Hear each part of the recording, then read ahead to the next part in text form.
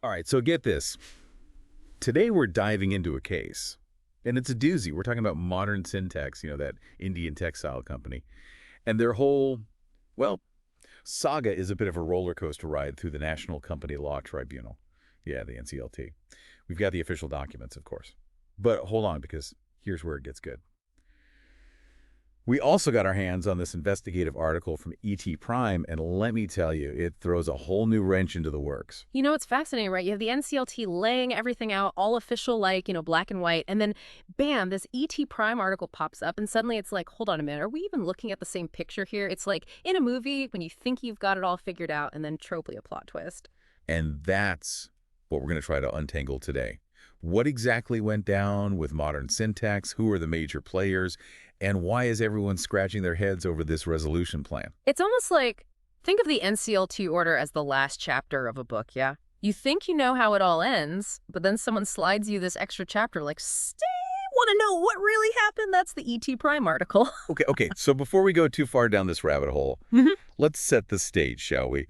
For those who don't have the inside scoop, what is Modern Syntex and how do they get into this whole mess? So Modern Syntex, they were part of this big player in Indian textiles, the Ranka Group. They were like the big name for decades. But, well, like a lot of businesses, they had this phase back in the 90s of, go big or go home. They were expanding like crazy.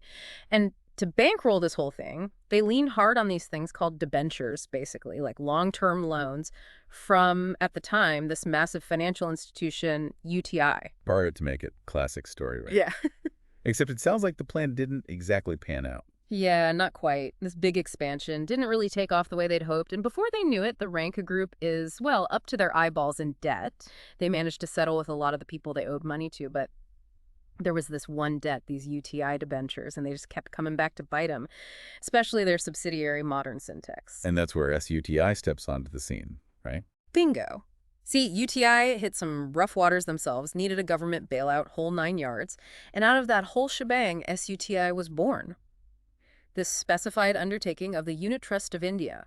They were the ones left holding the bag, or rather, the debentures, including those from Modern Syntex. And we're talking about a hefty sum, right? How much were these debentures? Oh, it was a mountain of debt, my friend. By the time SUTI came knocking in 2022, the total, with all the interest and everything, had ballooned to over 4,800 crore rupees. You gotta be kidding me. Whoa, that's not chump change. Yeah. And that's on top of whatever else they owed to other creditors. Oh, yeah, you can't forget about them. You've got UTI Mutual Fund, the Industrial Investment Bank of India. They all want a piece of the pie, all in all.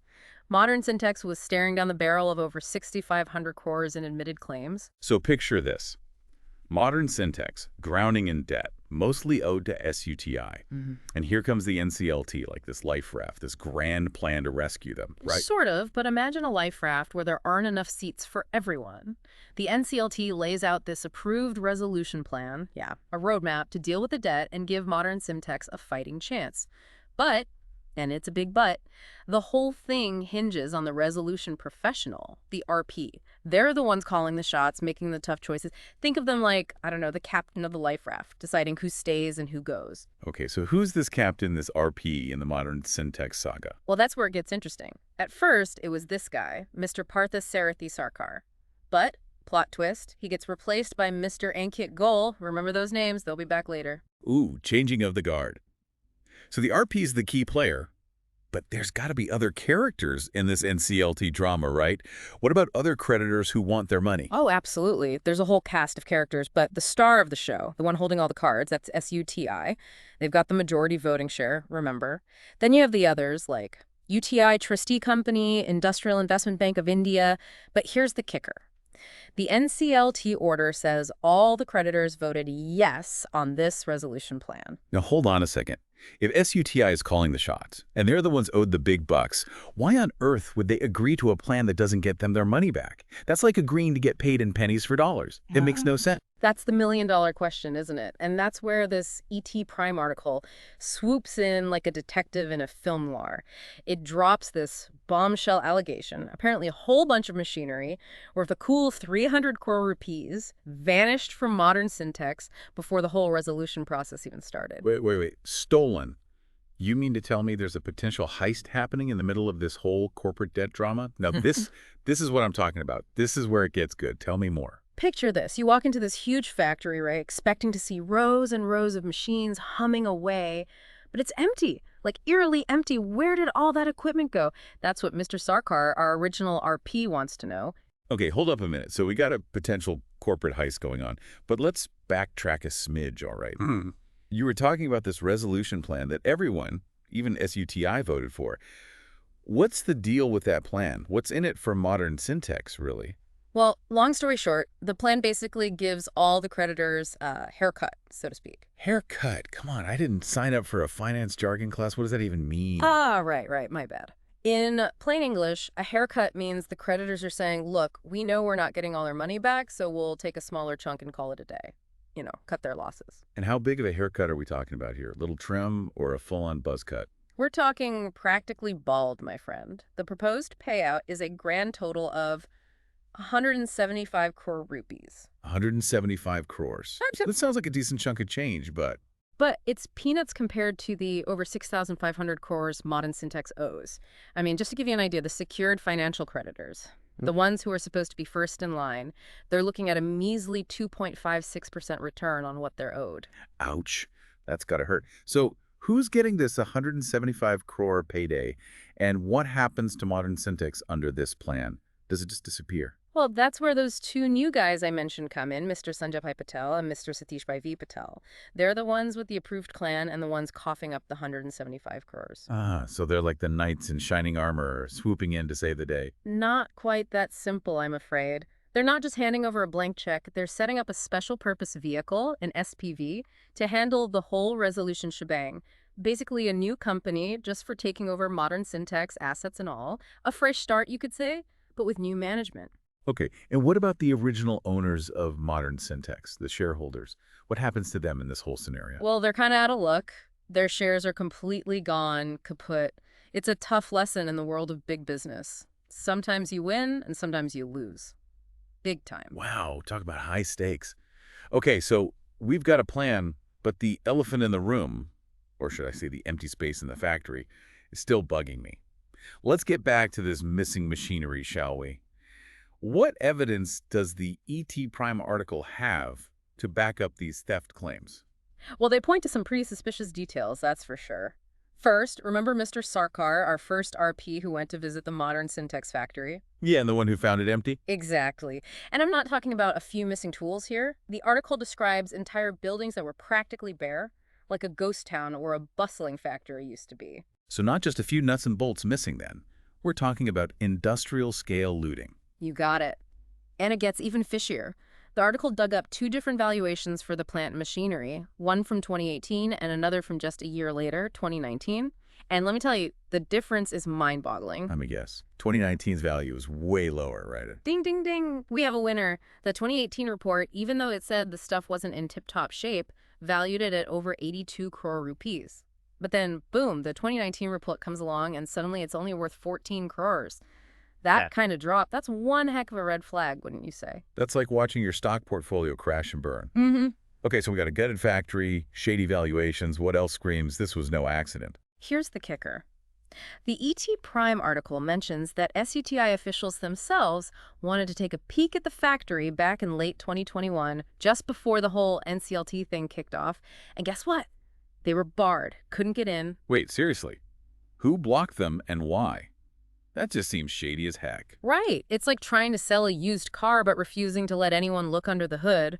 The article doesn't say outright who stopped them, but it does mention some emails where SUTI is worried about this missing machinery. So SUTI knew something was up, but they still went along with a plan that gives them peanuts. Something's not adding up here. It's almost like they just wanted to sweep it all under the rug and get what little they could. And this is where our two RPs come back into play. Remember them. They have very different takes on all of this. Oh yeah, Mr. Sarkar, who walked into that empty factory, and Mr. Goal, the new guy on the block. Where do they stand on this whole missing machinery thing? Well, Mr. Sarkar is definitely singing like a canary. He's convinced that someone pulled a fast one, that all this machinery just didn't disappear on its own. He even claims he tried to file a police report, an FIR as it's called, but someone put the kibosh on that real quick. Whoa, hold up. Who shut down his attempt at a police report? Allegedly. SUTI. Mr. Sarkar claims that Mrs. Vasantha Govindan, the CEO of SUTI, personally blocked him from digging any deeper into this missing machinery business. He even thinks he got the boot as RP because he was trying to blow the whistle on the whole thing. Now, that's juicy. So we got allegations of a cover-up, an RP getting kicked out for trying to do the right thing, and then we got, well, Mr. Gola. He seems a little more optimistic about all this, wouldn't you say? That's one way to put it. Mr. Gould doesn't seem too bothered about the missing equipment. He's all, hey, at least we're getting something out of this whole mess. His take is basically that modern Syntex is a lost cause, so getting even a little bit of money back is a win. So we've got one guy yelling fire and another one saying, it's probably fine. But what about the people who actually worked at Modern Syntex? Where do they stand in all this? That's another can of worms altogether. The workers, some of whom haven't been paid since 2012 when the factory shut down, they're saying this resolution plan doesn't do a thing for them. While the bigwigs are taking their haircuts, the workers are getting completely shafted. That's a really good point. Yeah. I mean, a haircut for a giant like SUTI is one thing, but for someone who relies on their paycheck to, live, that's a completely different ballgame. Exactly. And Mr. Gull, while he's saying that these workers' claims need a closer look, he's brought in some hotshot consultant to go over the books, make sure everyone's telling the truth about their unpaid wages and all that. So while Modern Syntex hangs in limbo, we're left with, well, more questions than answers. Who swiped all the machinery? Why wasn't SUTI more concerned about their missing millions? And what's going to happen to the workers who got left high and dry? This whole thing just seems wrong. Like it's pointing to a much bigger problem with how business gets done in India. Now you're hitting the nail on the head. And the plot thickens, my friend. Remember those staff transfers at SUTI we talked about? The timing of those? Right in the middle of this whole modern Syntex thing? Well, let's just say it raises some eyebrows. Okay, now that's interesting. What's the deal with these transfers? Who got moved, and why does it even matter? All right. Back to the mystery of the missing machinery. So we were talking about these staff transfers at SUTI, and the timing, well, it seems a little too convenient, don't you think? Well, the ET Prime article, it says that a bunch of SUTI employees got moved to a subsidiary, UTI Technology Infrastructure and Services. And this all happened pretty much right after those modern Syntex allegations started making the rounds. So it's like rearranging the deck chairs on the Titanic, trying to act normal while the ship's going down. Makes you wonder, doesn't it? Now, to be fair, this subsidiary, it's all SUTI anyway. They own it. So it's not like these employees are suddenly out in left field. Okay, so it's more of an internal shuffle. Mm-hmm. But why make that move at such a, let's say, delicate time? Seems sus, as the kids say. Definitely raises some eyebrows. Was it, a way to put some distance between anyone who might have been involved with that modern Syntex deal and all the fallout? A way to kind of muddy the waters. Out of sight, out of mind, right. Yeah. But moving people around doesn't make the problem disappear, does it? Nope, not at all. In fact, it just makes you even more curious, right? And it really gets to a bigger issue here.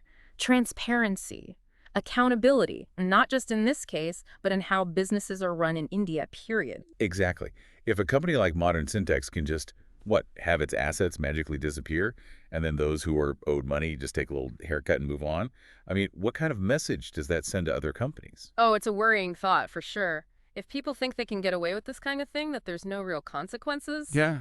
well, it's just going to erode trust in the whole system, right? It's like giving everyone a free pass to play fast and loose with corporate assets, Like those in charge, the ones who are supposed to be guarding the hen house, they're nowhere to be found. That's why this case, it's about so much more than just modern Syntex or some missing machinery. It's like this tiny little crack that reveals this whole, vulnerability in the system, like how much this is really going on that we don't know about. So what happens now? We got this resolution plan chugging along, new owners waiting to step in, workers still owed their hard-earned wages, and all these questions about theft, cover-ups, the whole 9 yards.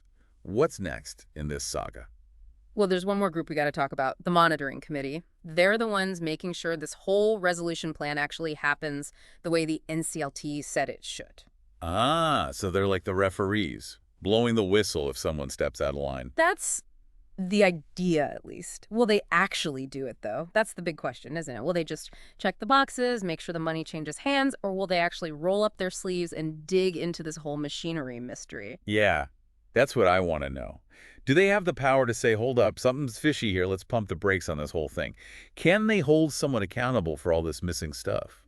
Or are their hands tied? Those are the questions someone needs to be asking, right? We can't just let this go. It's up to us, all of us, to keep asking the tough questions, to demand better from the people in charge, to make sure this doesn't just happen again and again. Well, this deep dive into the curious case of modern Syntex has been quite a ride, wouldn't you say? We started with mountains of debt and ended up in an empty factory with whispers of stolen goods and a whole lot of unanswered questions. What this really shows us, though, is how important it is to stay curious. Don't just take things at face value. Do your own digging, ask questions, make some noise. Because at the end of the day, it's about accountability. Whether it's about corporate shenanigans or anything else, people need to know that their voices matter, that someone's listening. That's how we make sure things change for the better. And that's how we keep those in power honest. And I've said it better myself. And on that note, we're wrapping up our deep dive into the wild world of modern Syntex. To all our listeners out there, stay informed, stay engaged, and keep asking those tough questions. Until next time.